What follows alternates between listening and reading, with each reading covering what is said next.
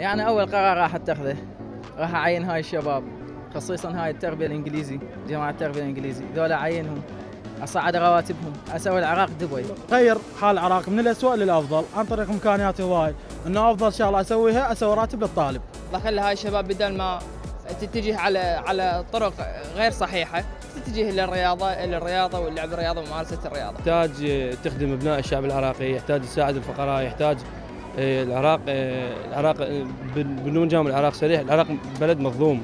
أول شيء راح أفكر يعني مجال الطلبة ومجال بشكل عام الجامعات لطلاب شؤون الطلبة، اجور او رواتب بسيطه للطلاب، لانه تدري يعني احنا هسه وصلنا عبرنا مرحله 18 نعتمد على نفسنا، فالشغل والدراسه راح تكون صعبه. اول خطه اخليها اللي هي استثمار الغاز اللي جاي ينطلق بالهواء بدون لا فائده ولا شيء.